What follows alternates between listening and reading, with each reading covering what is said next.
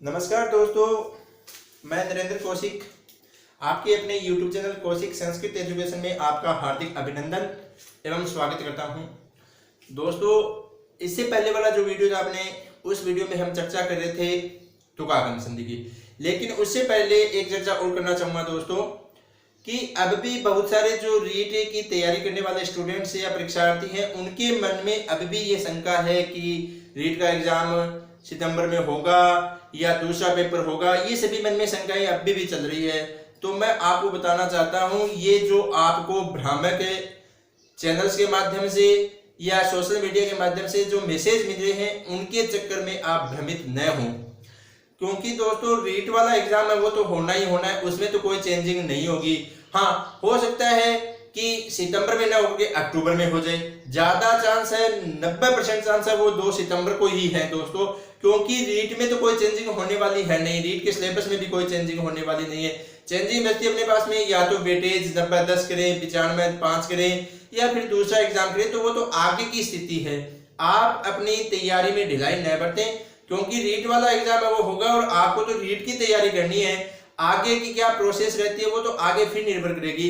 इसलिए बार बार कह रहा हूं, आप जुड़े रहो, लगातार तैयारी करते रहो। दूसरी एक और संदेश देना चाहूंगा आप लोगों को कि आप लोगों के लिए वैसे देखें तो रीट जो एग्जाम देने वाले हैं, उसमें आपके लिए जो संस्कृत सब्जेक्ट है वो सबसे ज्यादा हार्ड होने वाला है, मेरिट का निर्धारण करने वाला। वो क्यों दोस्तों बता देता हूं आपको। वो इसलिए कि आप चाहे एसएस के हो चाहे आप साइंस के हो, तो उन दोनों सब्जेक्ट्स की तैयारी आपकी अच्छी है, उसमें आपकी कोई भी दुविधा होने वाली नहीं, क्योंकि वो आपका अपना सब्जेक्ट है। हिंदी से आप लगातार जुड़े हुए हो, साइको है तो साइको आप बीएड में पढ़ के गए हो, तो जो सबसे पहले जो सब्जेक्ट छोड़ा था वो कौन सा था? संस्कृत था। तो संस्कृत को छोड़े हुए बहुत दिन हो गए आपको। दूसरी बात, छोड़ने की तो दूर की बात है, जब हमारे 10th में जब तक संस्कृत थी, वहां तक भी हम इतनी गौर के साथ में इसका अध्ययन नहीं किया। तो लगभग 10th किए हुए लगभग 80-90% विद्यार्थी ऐसे हैं जिनको कम से कम 7 या 8 साल जरूर हो चुके हैं। तो उनके जो संस्कृत है वो पहले ही नहीं थे, वो इतने गौर से तैयारी कर रहे थे, ध्यान दे रहे थे संस्कृत के ऊपर, और अब तो होना भी क्या है। तो इसलिए बता रहा हूं कि आपके लिए जो संस्कृत है वो सबसे जरूरी है, उसका अध्ययन सबसे जरूरी है। और उसी संस्कृत को सरल बनाने के लिए मैं आपके सामने या आपके समक्ष प्रस्तुत हुआ हूं कि आपकी कुछ हेल्प हो सके। इसमें आप भ्रमित न हो। यदि आपको समझ में न आए या फिर आप अच्छी तरीके से नहीं तैयारी कर पा रहे हो, तो समय वेस्ट न करें आप लोग। मैं ये बार बार ये कह रहा हूं कि आप समय है उसको व्यतीत न करें व्यर्थ में। आप लोगों को यदि समझ में आ रहा है, आप लोग बेहतरीन तरीके से समझ में पा रहे हो, याद हो रहा है और ऐसा लग रहा है कि हम हमारे मार्क्स हैं वो बढ़ा लेंगे, तो ही आप जुड़े रहें। अन्यथा आप अपना समय है वो समय व्यतीत ऐसे ही व्यर्थ न करें। तो दोस्तों, उस समय का सदुपयोग करने के लिए हम यहाँ पे आए हैं, और जहां तक मैंने जो भी 8-10 वीडियो जो बनाई है उनमें यही कोशिश की है कि आपको अच्छी तरीके से समझ में आई और आप लोग तैयारी है उससे जुड़े रहें। अब भी बहुत सारे लोग हैं वो इतना गौर नहीं दे रहे हैं, वो कह रहे हैं कि सितंबर में एग्जाम नहीं होगा, तो वो सभी स्थितियां आप मन से निकाल दें, तैयारी करें अच्छी तरीके से। हाँ, ये जरूर मैं आप लोगों को बार बार कह रहा हूं कि सिलेबस है वो, चाहे व्याकरण हो चाहे वो शिक्षण विधि हो, पूरा का पूरा सिलेबस एकदम सरल तरीके से आप लोगों के लिए करवाऊंगा। यदि आप लोगों को कोई भी सुझाव या समस्या आ रही है या कोई सुझाव देना चाह रहे हैं, तो वो कमेंट बॉक्स में जरूर लिखें, ताकि और लोगों को भी इसका फायदा हो सके। तैयारी करनी है, सफलता प्राप्त करनी है। चलो दोस्तों, आगे चलते हैं। वीडियो है वो पूरा का पूरा देखना। सूत्र लिखाया था मैंने आपको इससे पहले वाले वीडियो में, लिखाया था 6-6। कौन सा सूत्र लिखाया था? 6-6। देखो दोस्तों, सूत्र लिखाया था मैंने आप लोगों को 6-6 सूत्र लिखाया था। इस 6-6 सूत्र में मैंने आप लोगों को क्या बताया था? बताया नहीं था, आज बता रहा हूं। पहले वाले वीडियो में केवल इसकी चर्चा की थी 6-6 की। पहले वाले वीडियो में केवल हमने चर्चा की थी 6-6 सूत्र की चर्चा की थी। 6-6 सूत्र है, इसका क्या कहता है? ये हर्षवस्य 6 परे तुकागम साथ, तुकागम है साथ। ये अपने आप में एक इसकी वार्तिक है। ये क्या कहती है दोस्तों? देखो, समझो, इसकी समझने की कोशिश करो। हर्षवस्य 6 परे तुकागम साथ, ये अपने आप में क्या कहता है कि यदि अपने पास में ह्रस्व स्वर क्या है? ह्रस्व स्वर है, क्या है अपने पास में, ह्रस्व स्वर है। और दूसरा क्या है अपने पास में, इस ह्रस्व स्वर के बाद में यदि अपने पास में छ आ जाए, क्या आ जाए, छ आ जाए। समझ रहे हो दोस्तों, ह्रस्व स्वर के बाद में यदि छ आ जाए तो तुक का आगम होता है। किसका आगम होता है दोस्तों, तुक का आगम होता है। संधि का नाम क्या है, तुकागम। क्या नाम है संधि का, तुकागम, या भी इसको हम बोल सकते हैं चागम। वो चागम कैसे होगी वो भी हम चर्चा करेंगे। तुकागम है, तुकागम की चर्चा करें हम लोग। तुक आगम, देखो तुक आगम जो संधि है, यानी जो तुक आगम संधि है अपने पास में, देखो ये है अपने पास में तुक आगम, यानी तुक का आगम होगा, यहाँ बीच में क्या आएगा, तुक आएगा। तुक का शेष क्या बचता है, तय बचता है। क्या बचता है, तुक का शेष तय बचता है। अब देखो यदि तय के बाद में यदि छ आ जाए तो आप लोग समझदार होंगे, ऐसी स्थिति में कौन सी संधि होती है। यदि नहीं समझ पा रहे हो तो पहले वाले वीडियो जरूर देखें, क्योंकि मैंने आप लोगों को एक संधि पढ़ाई थी, उस संधि का नाम था च्युत्व संधि। यदि नहीं याद है तो फिर बता देता हूं, जो व्यंजन संधि का सबसे पहला भेद बताया था वो बताया था मैंने च्युत्व संधि। और च्युत्व संधि में मैंने आप लोगों को क्या बताया था, च्युत्व संधि में क्या बताया था आप लोगों को, च्युत्व संधि में मैंने बताया था आप लोगों को कि यदि स यानी दंतव्य स था जो, और तालव्य स, तयवर्ग और चयवर्ग के योग में दंतव्य स के स्थान पे क्या होता है, तालव्य स हो जाता है, और तयवर्ग के स्थान पे क्या होता है, चयवर्ग। तो इनमें क्या है, देखो तयवर्ग और चयवर्ग का योग हो रहा है, तो इस तयवर्ग के स्थान पे चयवर्ग करेंगे और चयवर्ग का क्या हो जाएगा, चय हो जाएगा। आ गई है बात समझ में। वापस रिपीट कर देता हूं, अपने पास में जो सूत्र है कौन सा, छेज। सूत्र कौन सा है, छेज। ये छेज सूत्र क्या कहता है अपने पास में कि यदि ह्रस्व स्वर के बाद में, किसके बाद में, ह्रस्व स्वर के बाद में, ह्रस्व स्वर कौन कौन से होते हैं एक बार वापस रिपीट कर देता हूं, 5 होते हैं, ए, ई, उ, री और री। ये जो 5 स्वर होते हैं क्या होते हैं, ह्रस्व स्वर होते हैं। तो यानी ह्रस्व स्वर के बाद में यदि छ आता है तो किसका आगम होता है, तुक का आगम होता है। किसका आगम होता है, तुक का। तुक का शेष क्या बचता है, तय शेष रहता है। तय शेष रह गया, आगे छ है तो कौन सी संधि हो जाएगी अपने आप में, च्युत्व संधि हो जाएगी। जब च्युत्व संधि हो जाएगी तो तय के स्थान पे क्या हो जाएगा, चय हो जाएगा। तो ये तो अपने पास में छेज सूत्र कहता है। इसके बाद में और भी सूत्र अपने पास में, जैसे वो आगे चर्चा करेंगे। जैसे अपने पास में एक आ गया दीर्घात, एक तो क्या आ गया, दीर्घात। एक और भी सूत्र है जैसे आंग मांगोस्त्य, आंग मांगोस्त्य। ये जो सूत्र है ये भी अपने आप में क्या है, इसी के हैं। ये क्या कहते हैं अपने आप में, ये सूत्र ये क्या कहते हैं अपने आप में, ये कहते हैं कि दीर्घ स्वर हो चाहे तो भी अपने को तुक का आगम करना है। ये कहता है यदि आ है और मां है तो भी अपने को क्या करना है, तुक का आगम करना है। तो सीधी सी बात अपने पास में अपने को समझना है। वो सूत्र तो क्या कह रहा था, ये सूत्र ये तो क्या कह रहा था अपने को कि यदि ह्रस्व स्वर है तो अपने पास में ऐसी स्थिति होगी। ये सूत्र क्या कह रहा था अपने को, यदि ह्रस्व स्वर है तो अपने पास में ऐसी स्थिति होगी। लेकिन ये जो 2 सूत्र 3 सूत्र और है, जैसे पदांत दीर्घात आ गया, पदांत वा आ गया, या फिर आंग मांगोस्त्य आ गया, ये क्या कहता है यदि दीर्घ स्वर होगी तो भी ऐसी स्थिति अपने को बन सकती है कि बीच में तुक का आगम होता है। यदि स्क्रीनशॉट लेना चाहो तो स्क्रीनशॉट, यदि लिखना चाहो तो लिख सकते हो। अभी हम इसके उदाहरण जो देखने वो देखते हैं। ये 2 और सूत्र हैं, रीड के बेस के लिए इतने इंपॉर्टेंट नहीं है इसलिए बता देता हूं अपने को। ये तो अपने पास में कि ह्रस्व तय के बाद में, ह्रस्व स्वर के बाद में यदि छ है तो तुक आगम। ये कहता है यदि दीर्घ हो चाहे आ न हो, इसमें भी अपने पास में तुक आगम होता है। चलो लिख लिया होगा शायद, आशा करता हूं, या स्क्रीनशॉट ले लिया होगा। उदाहरण देखते हैं अब इनके।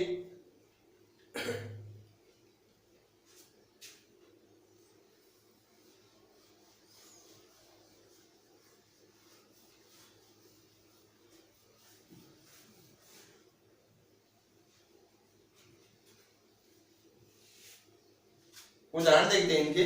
जैसे उदाहरण पे आया अपने पास में अनु छोड़ छेद, अनु जोड़ छेद, या फिर अपने पास में दूसरा उदाहरण आ गया परी जोड़ छेद, या फिर अपने पास में तीसरा उदाहरण आ गया वी छोड़ छेद,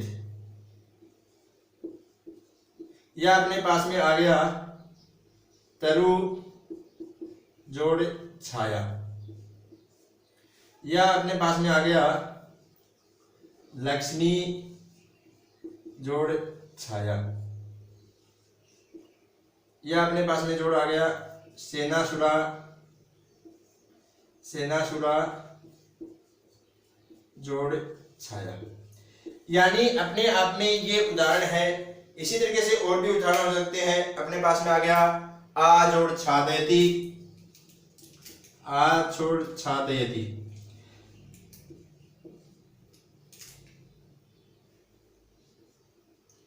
आ जोड़ छादयति। यानी अपने आप में ये उदाहरण है। यहाँ पे देखना आप लोग, वैसे मैंने तीनों जो तीन चार सूत्र थे उन सभी के उदाहरण बता दिए हैं आप लोगों को, फिर भी देख देना एक बार कि यदि अपने पास में देखो यहाँ पे क्या है, ह्रस्व स्वर है अनु के अंदर, आगे क्या है छ है, तो बीच में किसका आगम होगा, तुक का आगम होगा। तो देखो अब अपने पास में स्थिति क्या बनती है वो देखो। सबसे पहले स्थिति क्या बनती है देखो, अब अपने पास में क्या हो गया अनु, तुक का शेष क्या बच गया अपने पास में तय, आगे क्या है छेद, आगे क्या है छेद, आगे क्या अपने पास में छेद है। तो अब अपने पास में देखो, अब देखो अपने पास में कि यदि अब अनुतय छेद हो गया, अब देखो यहाँ पे संधि एक और हो जाती है, वो कौन सी हो जाती है, स्तुत्व संधि हो जाती है। कौन सी संधि हो जाती है, स्तुत्व हो जाती है। देखो यदि ये उदाहरण आपके एग्जाम में आता है, वहां पे यदि आपको पूछते हैं कि इसमें कौन सी संधि है, तो आपको कौन सी करनी है, तुकागम ही करनी है। कौन सी संधि करनी है आपको, तुकागम संधि करनी है। कौन सी संधि करनी है वहां पे, तुकागम, वहां पे स्तुत्व नहीं करनी है। वो तो अपने को क्या है कि तय का आगम हो चुका है बीच में, उस तय के स्थान पे हम क्या करते हैं, चय करते हैं। तब अपने पास में शब्द क्या बनता है, अनुच्छेद बनता है। तब क्या बनता है अपने पास में, अनुच्छेद शब्द तब बनता है। तो यदि आपके एग्जाम में है तो एग्जाम में आपको कौन सी संधि करनी है, तुकागम संधि करनी है। इसी तरीके से अगला उदाहरण क्या बन जाएगा, परिच्छेद है। कौन सा बन जाएगा, परिच्छेद है। इसी तरीके से विच्छेद है। इसी तरीके से तरु छाया। इसी तरीके से अपने पास में लक्ष्मी छाया। और देखें तो सेनासुरा छाया, या फिर अपने पास में आ गया आच्छादयति, आच्छादयति। यानी अपने आप में ये उदाहरण ऐसे बनते हैं। ये तुकागम संधि के उदाहरण है। बेहतरीन तरीके से समझ चुके होंगे और समझ में आ गई होगी। लिखना चाहो तो लिख सकते हो, और यदि स्क्रीनशॉट करना चाहो तो स्क्रीनशॉट रख सकते हो। दोस्तों आगे वाली संधि के बारे में हम चर्चा करते हैं। ये अपने पास में तुकागम संधि थी। तुकागम मैं वापस एक बार रिपीट कर देता हूं जल्दी से, कि अपने पास में यदि छ से पहले, यदि छ से पहले स्वर हो, चाहे वो ह्रस्व हो चाहे वो दीर्घ हो, तो वहां पे किसका होगा, तुक का आगम होगा। हाँ, जो दीर्घ वाले हैं उसमें एक सूत्र के अंदर ये है कि अपने पास में वो क्या होता है, विकल्प से होता है। वो क्या होता है, विकल्प से होता है। जो सूत्र अपने पास में पदांतवा है, तो यानी वो विकल्पिक है। लेकिन अपना तो एग्जाम में देखना कि वैकल्पिक अपना खुद का तो हम मान ही नहीं सकते, वहां पे रिटर्न नहीं दे सकते कि हम इसको वैकल्पिक मानते हैं, वो रिटर्न में नहीं दे सकते। तो वहां पे अपने को ये देखना है, चाहे वो ह्रस्व हो चाहे वो दीर्घ हो, वहां पे क्या होगा, बीच में तुक का आगम होगा। हालांकि जो छह सूत्र है इसका तुकागम का, वो तो कहता है कि ह्रस्व स्वर, जो छह सूत्र वो तो केवल क्या कहता है, ह्रस्व स्वर। लेकिन दीर्घात आ गया, पदांतवा आ गया, या फिर अपने पास में आ गया आंग मांग आ गया, ये सूत्र ये कहते हैं कि चाहे दीर्घ स्वर हो तो भी वहां पे अपने को ऐसी स्थिति बना सकते हैं। चलो समझ में आ गई होगी, स्क्रीनशॉट भी ले लिया होगा। आगे चलते हैं। आगे वाली संधि अपने पास में वो कौन सी है दोस्तों, वो है चार्तव संधि। कौन सी है, चार्तव संधि।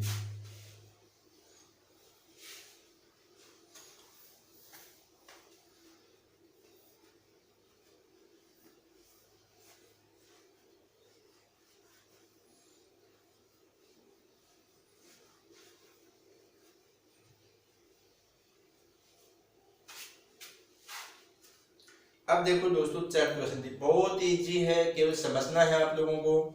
बहुत इजी संधि है, जो भी संधि पढ़ी है वो इजी है। अब भी यदि किसी को शंका है तो वो पूछ लेना। सूत्र अपने पास में चार्तव संधि के लिए, संधि कौन सी अपने पास में, चार्तव। कौन सी संधि है, चार्तव संधि है। और चार्तव संधि का जो सूत्र है वो बहुत ही इजी सूत्र है, वो क्या है, खरीच। क्या सूत्र है, खरी। क्या सूत्र है अपने पास में, खरीच है। ये क्या कहता है, देखो बहुत इजी है चतुर्थ संधि का। ये कहता है अपने आप में देखो कि यदि झल वर्ण के बाद में, किस वर्ण के बाद में, यदि झल वर्ण के बाद में, झल वर्ण के बाद में यदि खर प्रत्याहार का वर्ण आता है तो वहां पे चतुर्थ संधि होती है। क्या कहता है अपने आप में देखो कि खरी परे, क्या कहता है ये अपने आप में देखो, इसकी जो संस्कृत की परिभाषा वो क्या है, खरी परे झलाम चरह शु, ये इसकी जो संस्कृत की परिभाषा है वो है खरी परे झलाम चरह शु। तो ये अपने आप में क्या कहता है देखो कि यदि अपने पास में झल वर्ण के बाद में, किस वर्ण के बाद में, झल वर्ण के बाद में, किस वर्ण के बाद में, झल वर्ण के बाद में यदि खर प्रत्याहार का वर्ण आ जाए, किस प्रत्याहार का, खर प्रत्याहार का, यदि झल वर्ण के बाद में यदि खर प्रत्याहार का वर्ण आ जाए तो यहाँ पे झल के स्थान पे क्या हो जाता है, चर हो जाता है। क्या हो जाता है, चर हो जाता है।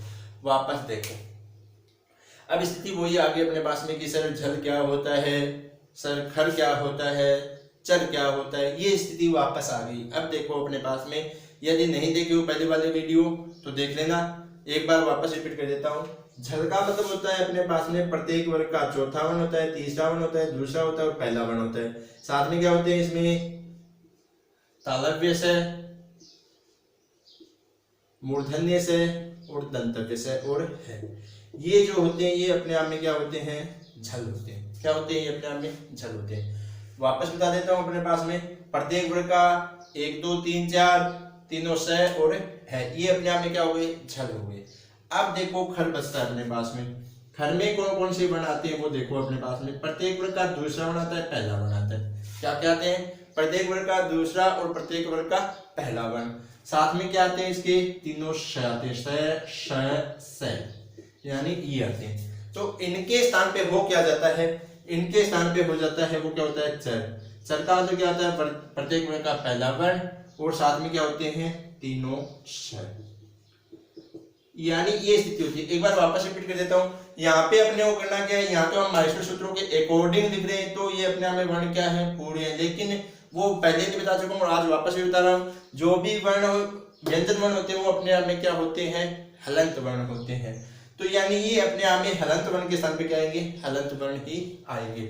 वापस रिपीट कर देता हूँ। यदि अपने पास में प्रत्येक वर्ग के 1 2 3 4 या तीनों शय है आ जाए और उसके बाद में प्रत्येक वर्ग का पहला दूसरा वर्ण आ जाए या तीनों शय आ जाए, तो जो पहले वाली स्थिति है जो छल है उसके स्थान पे क्या होगा, प्रत्येक वर्ग का पहला वर्ण हो जाएगा। ये संधि है। स्क्रीनशॉट लेना चाहो तो स्क्रीनशॉट ले सकते हो, लिखना चाहो तो लिख सकते हो दोस्तों। बहुत ही इजी है, बहुत ही आसान है। यदि वापस रिपीट कर देता हूं, यदि झल वर्ण के बाद में यदि खर प्रत्याहार का वर्ण आए तो, किसके बाद में, झल प्रत्याहार के वर्ण में। झल में कौन कौन से होते हैं, प्रत्येक वर्ग का पहला, प्रत्येक वर्ग का दूसरा, प्रत्येक वर्ग का तीसरा, प्रत्येक वर्ग का चौथा वर्ण। साथ में क्या होते हैं, तीनों श और है होता है। खर में प्रत्येक वर्ग का पहला वर्ण, प्रत्येक वर्ग का दूसरा वर्ण और तीनों श। उनके स्थान पे होता क्या अपने पास में, प्रत्येक वर्ग का पहला वर्ण होता है और तीनों श होते हैं। चलो अब चलते हैं, अपने पास में शायद लिख लिया होगा या स्क्रीनशॉट ले लिया होगा। इनके उदाहरणों पे चलते हैं। इनके उदाहरण क्या क्या बन सकते हैं वो उदाहरणों पे चलते हैं। देखो दोस्तों जल्दी से, आज काफी लंबा वीडियो हो गया है, फिर भी शायद आशा कर रहा हूं कि आपको अच्छी तरीके से समझ में आ रहा होगा। आपके लिए यह सब कुछ चाहे समय ज्यादा लगे, समय का सदुपयोग कर लोगे तो आप बेहतरीन तरीके से अच्छे मार्क्स के साथ में सफलता प्राप्त कर लोगे। उदाहरण के तौर पे है, इनके उदाहरण कौन कौन से बनते हैं वो लिखते हैं अपने पास में। जैसे उदाहरण क्या अपने पास में, एक तो उदाहरण है उद जोड़ सर्ग, उद जोड़ सर्ग है। एक हो गया अपने पास में विपद जोड़ कालम, विपद जोड़ कालम। एक हो गया अपने पास में, एक हो गया अपने पास में उद जोड़ तीर्ण, उद जोड़ तीर्ण या उद जोड़ पन्न। यानी ये उदाहरण अपने आप में, यदि उद जोड़ सर्ग है या विपद जोड़ कालम है या उद जोड़ तीर्णम है या उद जोड़ सर्ग है, या फिर अपने पास में और भी आ सकता है उद जोड़ तेज का सकता है। यानी ये जो उदाहरण है ये अपने आप में किसके हैं, चरत्व संधि के। अब देखो यहाँ पे ये क्या है, स है, यहाँ पे क्या है, वर्ग का पहला वर्ण है, पहला वर्ण है, पहला वर्ण। तो यानी अपने को करना क्या पड़ेगा, इनको भी वर्ग का पहला वर्ण बनाना पड़ेगा। तो कैसे बनाएंगे, देखो उत्सर्ग है तो क्या बन जाएगा अपने आप में, उत्सर्ग। क्या बन जाएगा, उत्सर्ग। ये क्या बन जाएगा, विपत्ति कालम, विपत्ति कालम। ये क्या बन जाएगा, उत्तीर्णम,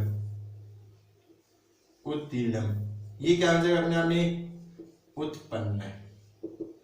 तो आशा करता हूं आपको कि आज वाली जो दोनों संधि है, चाहे वो तुकागम संधि हो चाहे वो चरत्व संधि हो, दोनों आपको समझ में आ गई होगी।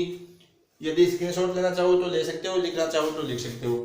दोस्तों वापस एक बार रिपीट करना चाहूंगा, भ्रामक मैसेज के चक्रों में भ्रमित ना हो, अपनी तैयारी निरंतरता के साथ में करते रहो, तभी आपको सफलता प्राप्त होगी। यदि मन में ऐसे बैठा लोगे कि एग्जाम नहीं होगा, तो फिर यदि एग्जाम होगा तो भी आप कुछ नहीं कर पाओगे, क्योंकि अभी तक आपके पास में कोई कारण है नहीं कि एग्जाम होगा क्यों नहीं।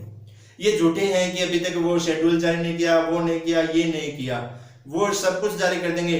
मान लो 2 दिन बाद में शेड्यूल जारी कर देंगे, फिर आप लोग तो अपनी तैयारी है उस तैयारी को निरंतरता के साथ में जोड़े रखो, तैयारी करते रहो। संस्कृत है, संस्कृत के ऊपर ध्यान दो ताकि आपके नंबर अच्छे हैं। और सब्जेक्ट बाकी तीनों सब्जेक्ट हैं, आपका मैथ सब्जेक्ट हो गया, साइको हो गई और हिंदी होगी, वो तीनों आपकी खुद के सब्जेक्ट हैं, वो पढ़े हुए हैं, ज्यादा समय नहीं हुआ उनको पढ़े हुए।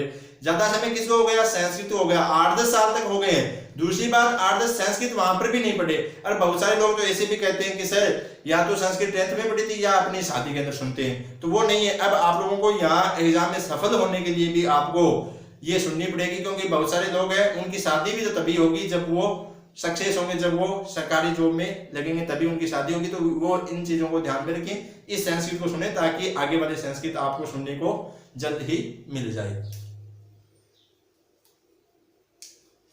धन्यवाद दोस्तों।